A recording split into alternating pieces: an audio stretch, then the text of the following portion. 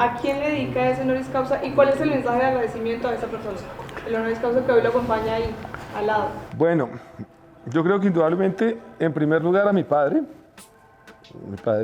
y siempre nos insistió en estudiar. Y creo que esto es para él, sin duda.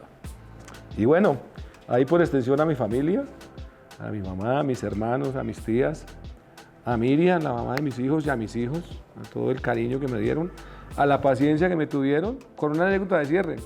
En alguna oportunidad cuando estaba haciendo la maestría en la Javeriana me decía mi hijo, y es que usted se le olvidó la familia por estar estudiando. Le dije, no, tranquilo, mijo, que después ya tendremos tiempo. Pues siempre estaba aplazándose después, y creo que ahorita que salga del ministerio me voy a ir unas semanas a estar con él, acompañando en Estados Unidos y a recuperar parte del tiempo que en estos 2 años, con mucho amor,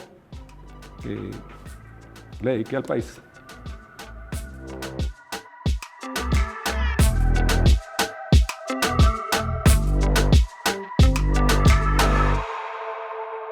Yo soy un ingeniero boyacense, nacido en Duitama. Toda mi juventud, digamos, transcurrió entre Duitama y Tunja. Terminé en un colegio industrial, en el Técnico Industrial Rafael Reyes. Tengo obviamente una recordación muy bonita por ese colegio, porque Rafael Reyes fue el primer ministro de Transporte y también después fue presidente, es una cosa bien bonita. Y también puedo decir que soy de alguna manera hijo de la universidad pública. Toda mi vida literalmente transcurrió entre un colegio público en bachillerato, el Rafael Reyes, la Universidad Pedagógica, posteriormente una especialidad nacional. Solamente al inicio, mi primaria fue en un colegio en el seminario en Duitama, el Colegio Seminario Diocesano. Soy hijo de una familia transportadora. Mi mamá quiso ser docente, ella fue normalista, pero se dedicó a criar a 5 hijos. Y de la mano con mi papá, que fue transportador, pues tuvimos una familia ampliada con unas primas, etcétera, etcétera. Y toda la vida, digamos, trabajando en temas de transporte, de infraestructura vial, y desde pequeñito, digamos, vinculado a las actividades de transporte intermunicipal, transporte de carga y taxis.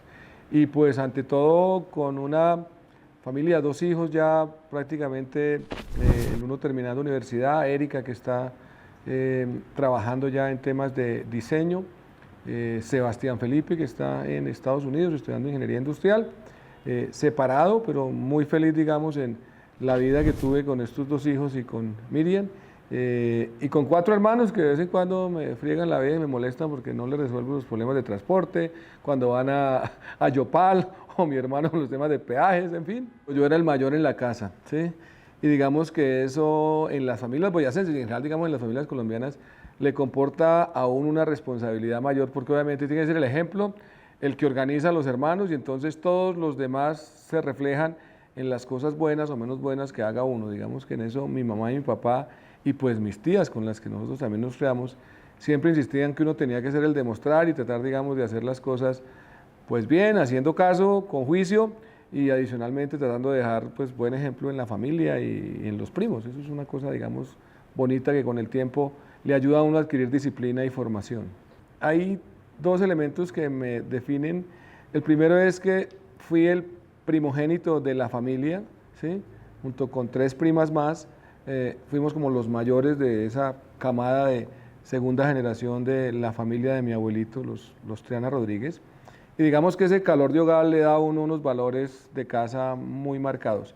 Y el segundo tuvo que ver con mi juventud y la insistencia de mi papá cada vez que llegaba de trabajar y se sentaba a hablar con nosotros de la importancia del estudio. Yo no puedo sacar de mi memoria cuando llegaba mi papá de viaje, de pronto cansado o agotado, y subía a la habitación donde dormíamos nosotros con mis 2 hermanos a repetirnos que había que estudiar, estudiar y estudiar. Esas es de las cosas que a mí en lo personal más me marcaron.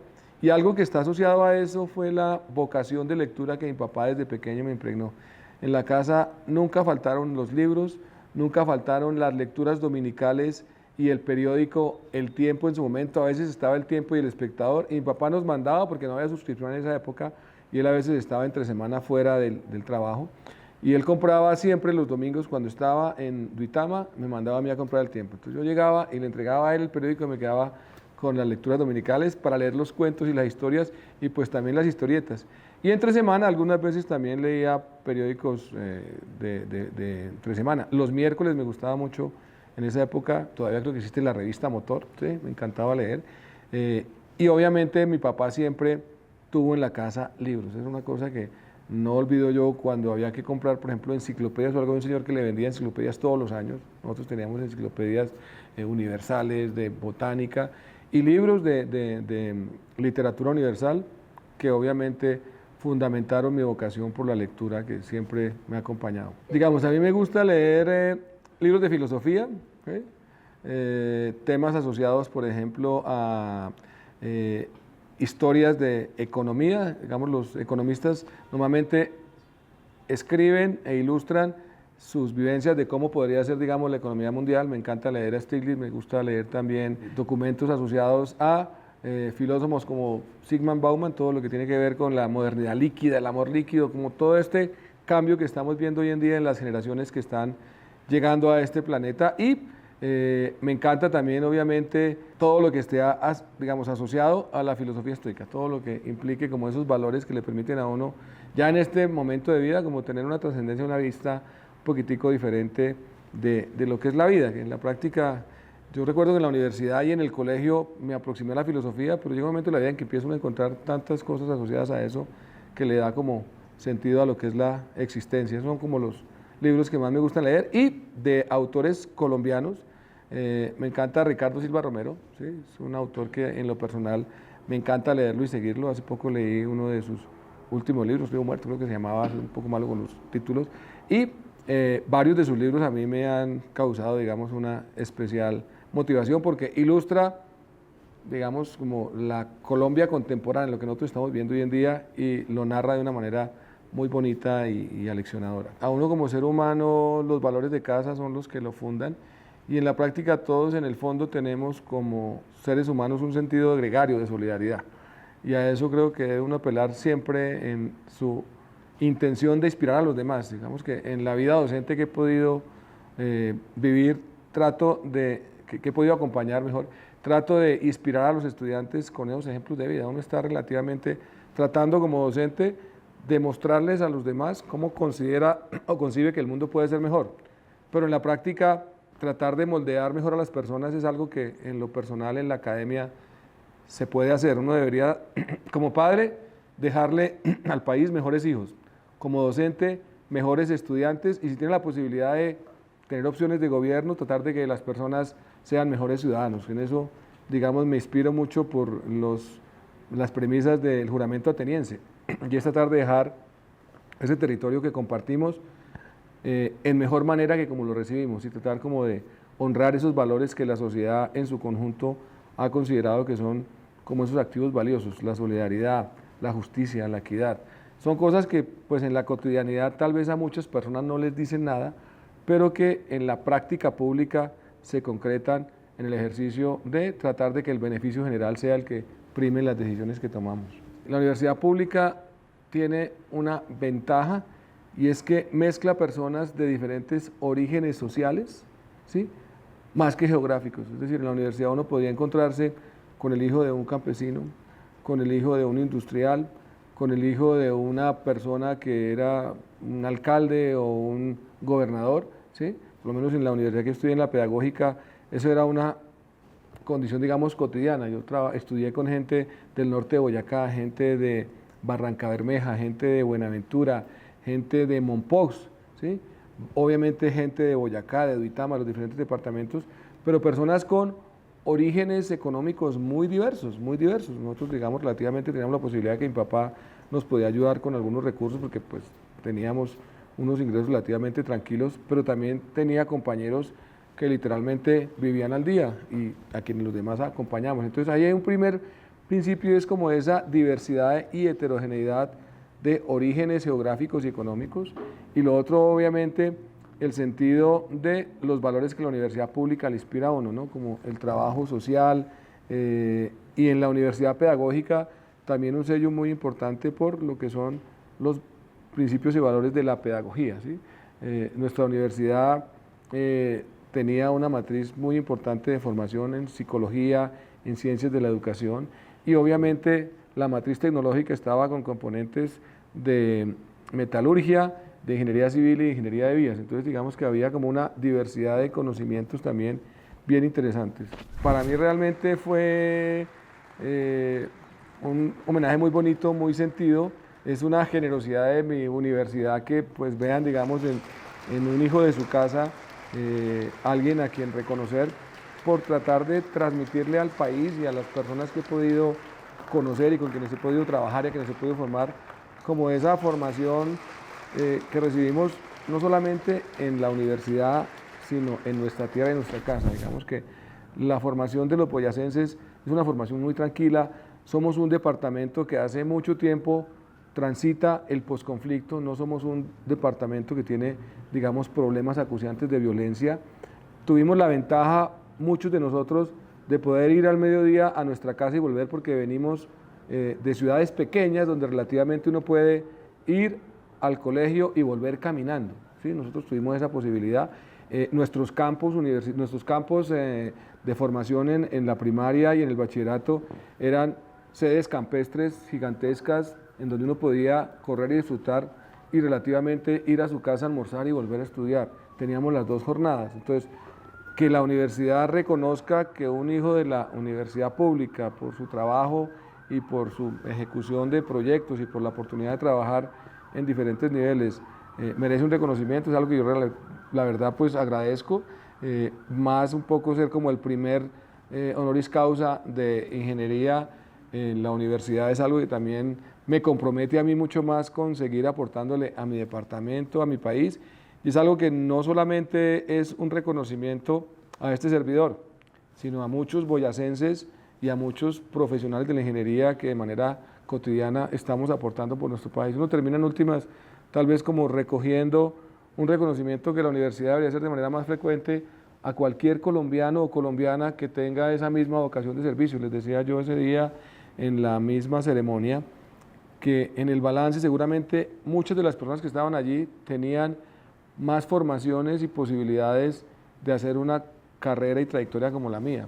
Yo tuve la ventaja de dos cosas que configuran este escenario: la preparación, en la que siempre he sido necio en estudiar y en estarme como formando.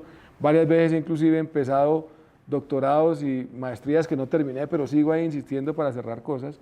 Y lo otro, la oportunidad, que eso es algo que tiene que ver más como con las circunstancias de la vida y en que alguien en algún momento vea en uno el potencial para hacer que ciertos objetivos o proyectos políticos de gobiernos gerenciales se concreten. Y creo que en eso he sido muy afortunado y este reconocimiento que lo recibo pues con el mayor agradecimiento pues me motiva a seguir trabajando y hacer las cosas como hasta ahora, con rectitud, con calidez y transmitiendo no solamente los valores de la universidad pública, sino también los valores de los boyacenses. Somos personas, como muchos colombianos, trabajadores, honestos, humildes, que se acercan a las personas y con una sencillez los saludamos, los abrazamos y vamos por la vida tratando de construir proyectos de vida juntos. Eso es un poco lo que más en lo personal me inspira este trabajo que he hecho.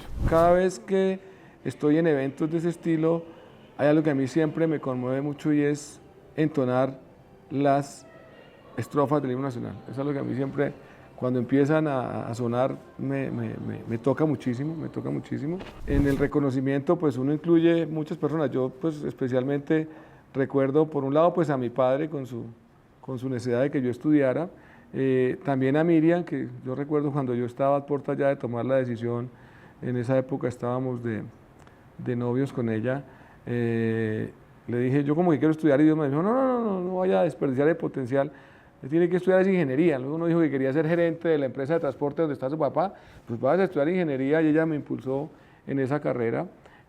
Obviamente, pues todo mi entorno familiar, mi mamá y mi papá, que fueron siempre con nosotros, impulsores de estudiar, de trabajar, digamos, por los objetivos que uno tiene, pero la verdad, verse uno en medio de colegas, de amigos, de la familia, es algo muy conmovedor y seguramente parte de ese speech que yo conté ahí al final se vio en el cierre tocado por la emotividad cuando me refería a mi universidad. O sea, y me acuerdo de otra vez, porque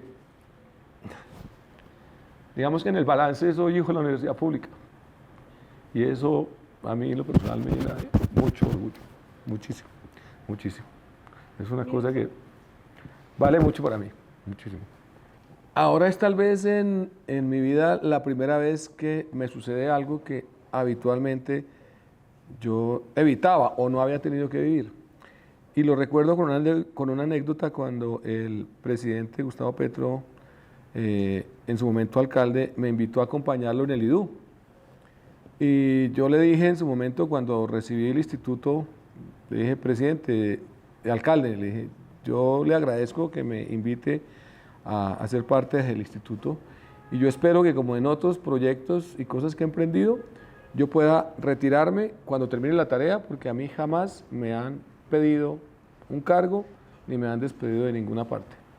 Aquí sucede algo simpático o más bien circunstancial. En la mitad del proceso, cuando ya estábamos empezando, pues hubo un cambio de gabinete.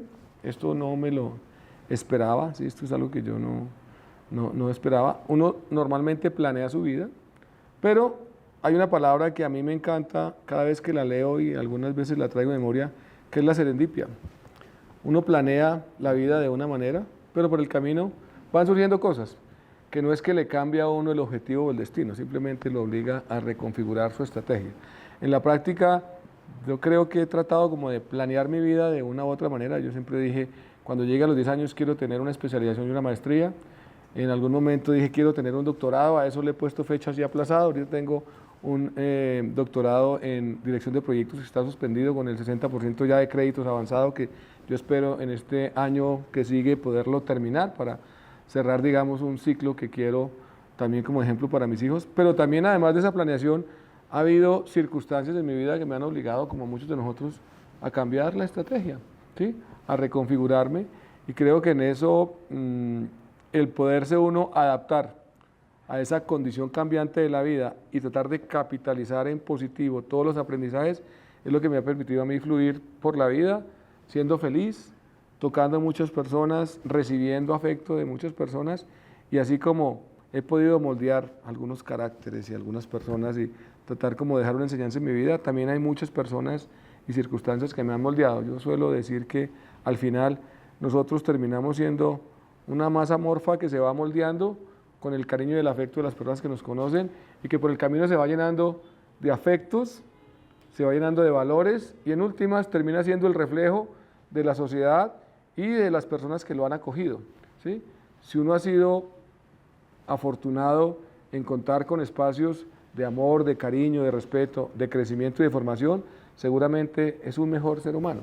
Pero si a veces desde el origen eso no ha sucedido, es muy difícil que esa masa se pueda convertir en algo que trasciende. Creo que en eso hay una reflexión que yo siempre comparto con mis estudiantes y que la digo cada vez que puedo, y la dije en el discurso. Las 3 cosas que nos definen: el lugar donde nacemos, que eso no lo escoge nadie, ¿sí? El segundo, la familia que nos acoge, qué tanto amor y cariño nos dan. Y la tercera es lo que hacemos con esas 2 cosas y lo que ese lugar y esa familia nos regalan para nuestra vida. Y eso depende del esfuerzo propio y de, como me decía mi papá algunos días o semanas antes de fallecer, de la constancia, la constancia, la constancia. Uno tiene que seguir insistiendo, y como decía él también, la fe del carbonero, que por más negra que la vea, tiene que seguirle dando, porque seguramente o ahí está la veta o ahí está la luz al final del túnel. Yo creo que indudablemente, en primer lugar, a mi padre,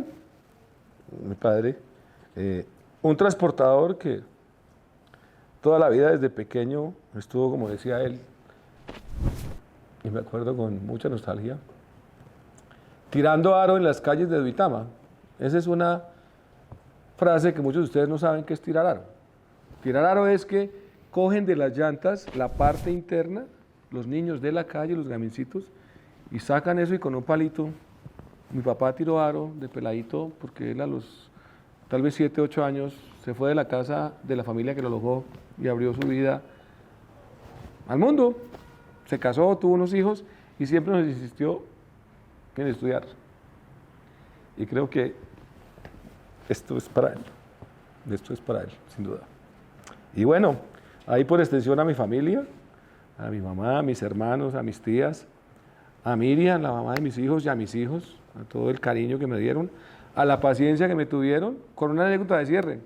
En alguna oportunidad, cuando estaba haciendo la maestría en la Javeriana, me decía mi hijo, porque yo me perdía los fines de semana de clases. Yo arrancaba el jueves y volvía hasta el domingo en la noche, me quedaba a veces como ingeniero haciendo maquetas con unos arquitectos con quienes compartí, arquitectos y arquitectas con quienes compartí 2 años, literalmente trasnochando y trabajando en la Javeriana para entregar los trabajos. Nos decía, bueno papá, y es que usted se le olvidó la familia por estar estudiando. Le dije, no, tranquilo, mijo, que después ya tendremos tiempo. Pues siempre estaba aplazándose después, y creo que ahorita que salga del ministerio me voy a ir unas semanas a estar con él, acompañando en Estados Unidos y a recuperar parte del tiempo que en estos 2 años, con mucho amor, le dediqué al país. Agradecerles a todos su generosidad, el cariño y el compromiso con el país y con lo que estamos haciendo. Yo obviamente me llevo de todos ustedes lo mejor, los momentos bonitos. Los tristes, esos hay que sacarlos de la memoria, y los de rabia, esos hay que olvidarlos rapidito, porque esos no son necesarios. Es las cosas chéveres que compartimos, las chanzas y el bullying que nos hicimos, y sin lugar a dudas las cosas bonitas que dejamos al país y que seguramente el equipo que viene las seguirá materializando para beneficio de los colombianos y colombianas. Muchas gracias. No.